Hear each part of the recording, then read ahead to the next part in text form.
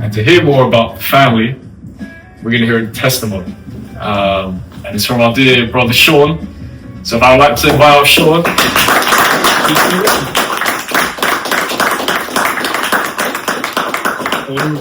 Thank you for coming. Thank you. I really appreciate everyone being here. And I'm very fortunate to be among everyone. I've met so many of you. I've spoken with a majority of you as well, new faces. I'm excited to be able to share my experiences. I guess I should start with how I got here. So I met a certain brother in high school, and we got closer after after school finished. And that brother is Gabriel Garden. But, I didn't know that. So I saw that he was involved in the church, and I saw that he had such a nice family here. But that wasn't really the reason why I joined, I think the reason I joined was I got to be able to watch him grow as a person through all of his workshop experiences. When he went undone, he came back a completely different man. It was really wonderful to see how much of a fully fledged adult he would become, a person who I could be proud of. So I think that was what drew me towards the church. I think everyone has potential to become a really wonderful person. Everyone has that within them, but due to their environmental surroundings and all that, they're limited in what they can do. So this community really has that environment where people can flourish. And I think even in the year that I've been here, I've changed so much as a person, and I've been able to grow so much, So I first joined, and I actually joined on a 4-day DP workshop, which was the lectures were mainly given by Dr. David Hanna. And I'm not sure if any of you have been in lectures with Dr. David Hanna, but he's so good at lecturing. He's really good. Very clear, very intellectual person. And his wife, she was there as well. She's so loving. I couldn't count on one hand how many times we sat down and cried talking. She's so lovely, and the heart that she has for the younger generation is she's a model, honestly.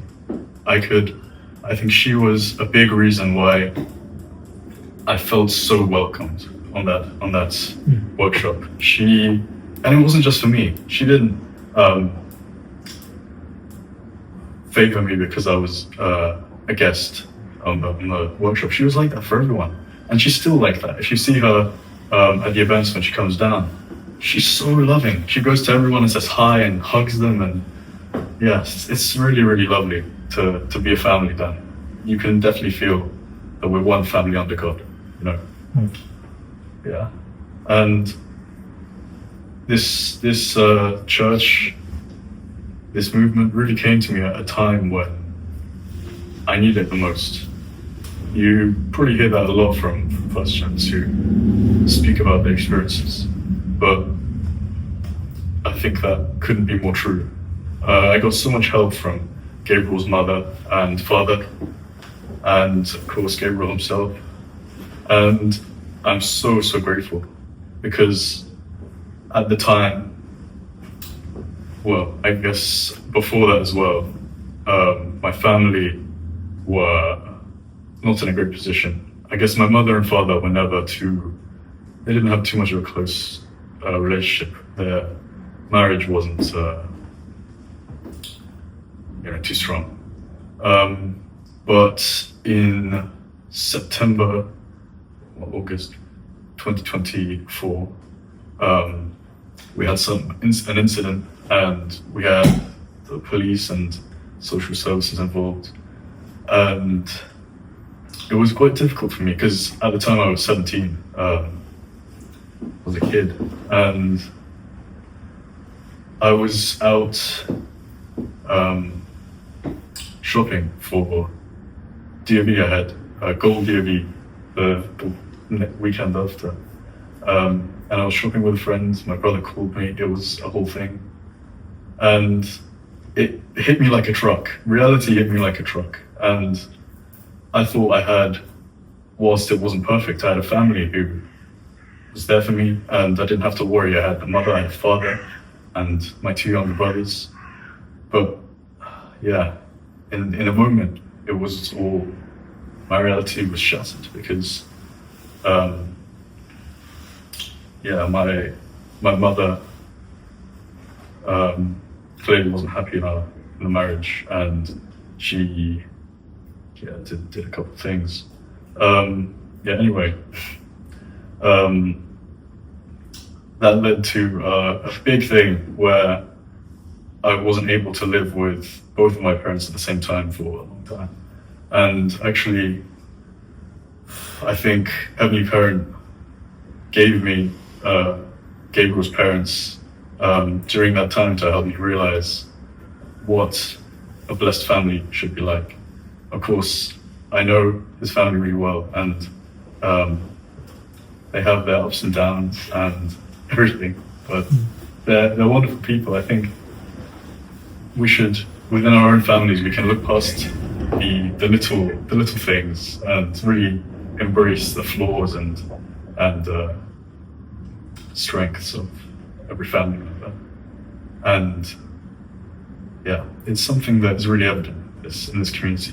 You know, we've got so many people, so many unique people with so many strengths and flaws, and we all come together in harmony, and it's so wonderful to see. Yeah. Sorry. And yeah, so during this time when my family was in a lot of chaos, and yeah, there was a lot of it wasn't a peaceful time. A lot of chaos, like I said. My brothers I was most worried about, and I was worried how they would be affected because obviously their parents aren't together anymore. At the time they didn't divorce yet, but they weren't living together, and my mother was really critical of my father. She would constantly talk about how horrible of a person he was, and constantly tried to break my relationship with my father. Even when I was younger, my mother would tell me about how horrible my father is behind his back, and I think because of that I didn't have quite a strong bond with my father. It was quite difficult actually. So when this incident happened, I just assumed immediately that my father was wrong, and it was really difficult speaking to my mother because I wouldn't get clear answers, and I was completely in the dark. So when I finally was able to speak to my father, and I got the proper, I understood the situation better. I was able to put my resentment behind me and do what was best for my brothers and try to love my father more and understand him as a person. Because before that, I might have thought that I understood him. I might have thought that my experiences with him and what my mother told me was the truth, but that was not the case, and I was able to understand him much better as a person. I think Heavenly Parent, through again Gabriel's mother in particular, spoke to me and helped me realize that there's no need to hold on to this hatred that isn't even mine, really. Mm-hmm. I should love my father and help him help my brothers live a better life. It was really difficult because it was like Satan was working through my mother. She was she changed a lot and was very sad to see. Even now, she's very, unwilling to change for my brothers. And it's really, really sad to see. Anyway, during this time when I was really at my wit's end, I didn't know what to do, I didn't know what was going on. I was really, I was powerless because whilst I was 17, when the incident happened, August 2024, I turned 18 in September, a month afterwards. And social services, child protection services, they said they couldn't do anything for me because I'm 18. Even though I'm still in school, they can't do anything because legally I'm an adult. Even though when it started I was 17. So I was powerless. I couldn't say anything. I couldn't do anything. Even if I emailed any of our social workers that were working with my brothers about incidents that were happening whilst my brothers, they were 8 and 12 at the time. Incidents that happened with them and my mother, even if I told them nothing was happening, it was really difficult, very, very difficult time of my life. And for it to happen, looking back to me when I was so young, when I was doing my A-levels, working towards going to uni and getting a driving license, all the stuff that you would do at that age, it really, really held me back, I would say. But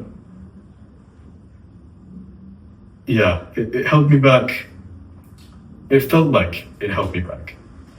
In reality, looking back, I think I wouldn't be the person I am today if those things didn't happen to me. I would be much mentally weaker. I wouldn't be able to take as much pressure as I can now, purely because of what happened to me back then and how I dealt with it and how everyone who helped me through it. At the worst of it, I really felt like I should, end my life, not because it was too difficult, not because I didn't want to live anymore. Well, there was that, I guess, but because I couldn't stand seeing my brothers being put in the exact same position I was when I was their age. No one was listening to what I had to say. No one even thought to speak to me and see how I was doing, at least from the professionals. And it was really, really saddening because they didn't seem to care about my family. I was putting the future of my family and the future of my younger brothers into the hands of people who didn't care. They didn't seem to want the best for my younger brothers. So it was really difficult to see, and I was really hurt, and I didn't know what to do. So I thought, if I could, if I can do something to show them that this isn't sustainable and this isn't going to work out, then I thought that was the only thing I could do, because they're not going to listen to my words or my actions or listen to my experiences that would have helped them a lot back then. They're just going to do whatever they want with my family, follow protocol, whatever.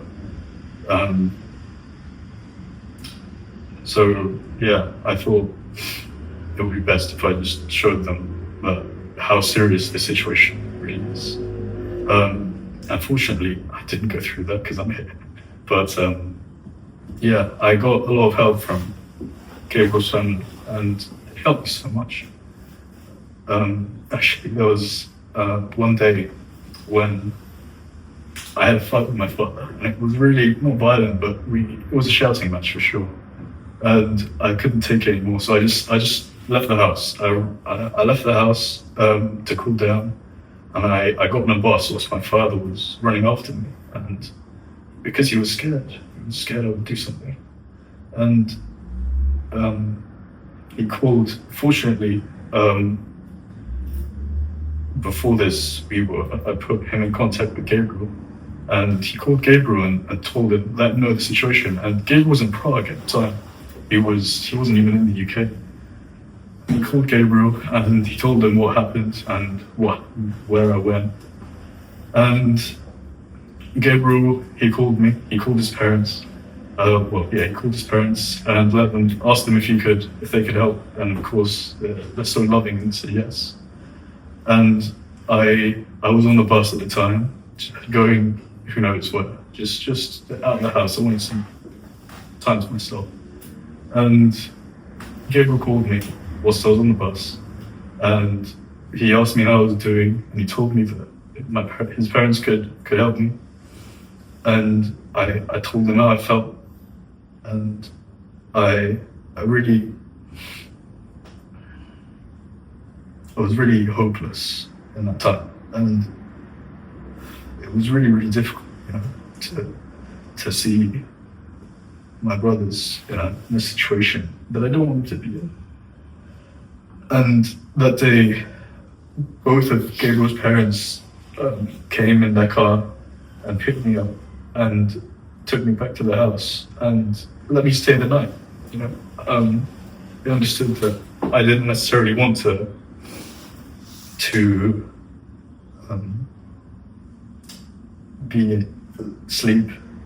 go back to my father after we had an argument. But I think that was the foundation for me being able to experience God's love, because after that day, I definitely spent more time going over to Gabriel's house. And I think being able to experience that love from Gabriel's mother in particular, and have her speak to me and love me in a way that I hadn't been loved before that, it was so wonderful. God's love is boundless.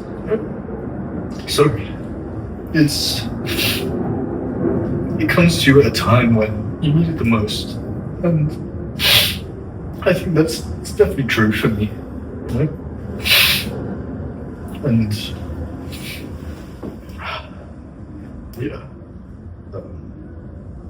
there's so much of that in this community, so much love, so much of it. The fact that I've come to this community, I'm in the band, I'm helping in CARP. It's because of the love that I've received. There's so many examples of love that I received only in the last year.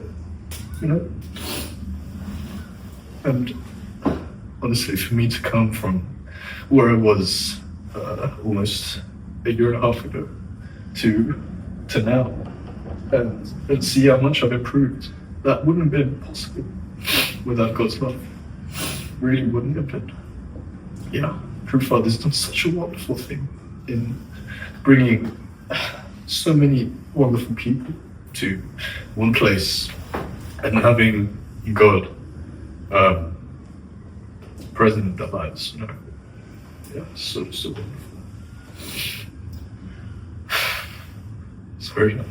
No, you have to be sorry. Nothing.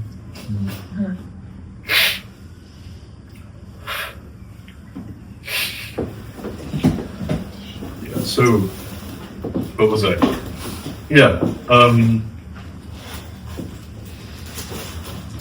I received a lot of love that day, and from there, I came to that workshop and I received even more love from Adi Kunja. Thank you. Everyone there. It was a workshop that was run by missionaries that just left. So wonderful. I received a necklace from Thai. She's such a lovely sister. This necklace says Hyojong, filial love, and I think this necklace is a testimony to how far I've come from the first workshop I attended, the 4-day workshop, to now, I guess. I've come so far, but only through God's love. And I think if I were to go back and live that part of my life again, I would come straight here. Because, sorry. So wonderful, everyone. I would come back and I would have studied the divine principle earlier. I would have tried to speak to my father much earlier, and maybe if I started earlier, I could have been able to bring my mother to this service. But yeah, that will be maybe another time. But yeah, I think the biggest thing to take away from my testimony would be that God's love is boundless, and without God, I wouldn't be able to be here. I wouldn't be able to talk with all of you and experience all of your love, God's love, through you, and see how unique God's love really is. I've spent, I've been loved by all of you in so many different ways. Even on my first DP workshop, my brother David was there, and we shared a room, me, Gabriel, David, and we just spoke our hearts out, and I think that is something I'll never forget, you know.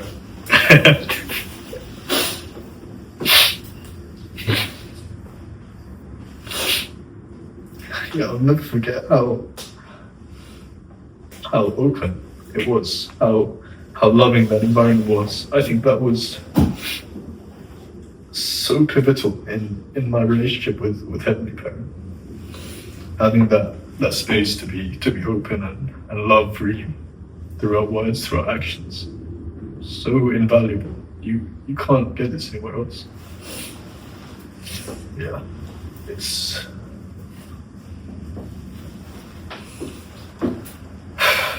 sorry, it's been a very how do I say it?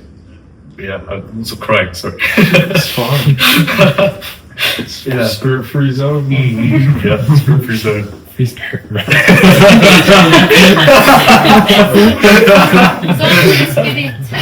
Free spirit zone. Love spirit. Yeah. Spirit-free zone. So yeah, you won't experience anything like this outside of here. Yeah, it's so wonderful. Yeah, I've had so many memories over the last year. Even the last week, I went over to Alistair's house to practice with his father for today, and even there, so much love. I can feel God's love in everything that I do, every interaction I have. So wonderful. Yeah, I hope I can spread that through this community, through CARP, and everything we will do. Yeah, I think I'll end it there.